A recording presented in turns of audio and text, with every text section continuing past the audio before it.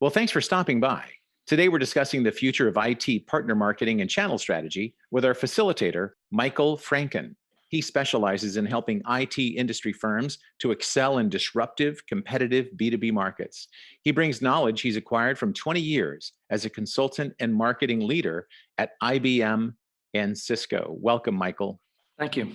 So, this is theme number three. We're going to be talking about putting multi channel alliances into action. I know you put together a great panel of experts to have this conversation with. Walk us through the executive summary. What did you learn and what are we going to learn today? Well, thank you. This topic is actually quite interesting and really represents both the past and the future. The IT providers, both vendors and partners, are transforming under market pressures, have to do with disrupting their revenues and also the way customers are buying technology. So success, just like in the past, in the future will depend on great teamwork. But going forward, especially with multi-vendor or multi-partner alliances, you have to have more structure and flexibility interacting together. So increasingly, as I mentioned, multi-partner alliances are both forces that impact buying and they affect go-to-market, but they also reflect how companies respond to customer needs. I mentioned that there needs to be tailoring to customer needs as well as partner needs, and so we'll talk a little bit more about that. And one of the most interesting findings from the work was in what fashion being proactive can be really effective. We talk about vendors being most responsive to their partners, but they also need to be proactive in very intentional ways, and that also sets up structure and helps them manage expectations. Let's start with key point number one. Let's talk about choosing the right partner. I would imagine that's really critical. Yes, and it's even more important when you have multiple players because you're sort of building a community as opposed to a single family or a single team with individual players who have very distinct roles. What's important here, especially in multi-partner alliances, is to have flexible ideas and be responsive to who's leading on the deal. For instance, vendors may be leading in certain instances, but partners who have strong solutions for industry applications or particular relationships with the client oftentimes end up taking a much stronger role. And also, especially where there's unique technologies for security or data and analysis, sometimes the small partners end up being the ones that have the biggest influence. It's interesting because I think we tend to look at metrics, and that makes sense, right? That's how we make our decisions, Michael. That's how we make sure that we're making the right choices. But besides metrics, what else is needed? What else needs to be factored into that decision-making process? Right. So there's continued to be, emphasis on performance metrics and financial results, but it's also key to include advancing softer skills among a partner community. This came up even more dramatically from the panel when you talk about multiple firms collaborating together. And it has to do with gaining motivation and buy-in for working together. So helping to measure the number of interactions or the success of interactions among different kinds of partners helps really to understand the maturity of the team and how things are evolving. I often think about the importance of communication, especially with the more team members you have or the more distributed they are.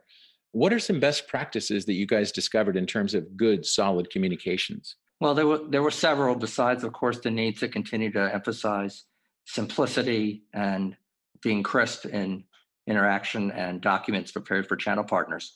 One thing that stuck out to me was the importance of having a structure and a cadence that really sets expectations and allows for planning and for interactions to happen regardless of what's happening out in the market or in a day-to-day activity. There's an understanding that every week or at a set point in time, the players will come together. And this is important even if there may not be a particular issue to address, but when you have multiple partners or multiple vendors playing in a particular area, it's good for them all to interact on a regular basis, especially to allow the smaller players who may have particular influence only in a subset of instances to give a chance to make sure they're getting some light.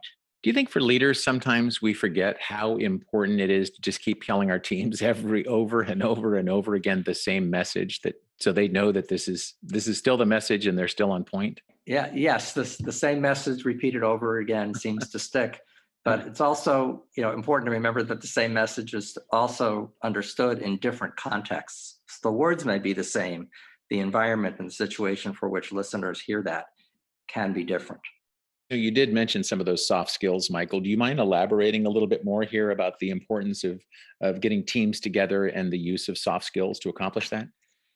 Yeah, there's been, a lot of talk about soft skills, particularly regarding technical resources who need to be able to interact more effectively with business leaders and or negotiate or explain business aspects or have a sense for negotiating and relationship building. And of course, salespeople and marketing folks are known for, interacting effectively with customers and buyers. But soft skills takes on a little different context when you're dealing in partnerships.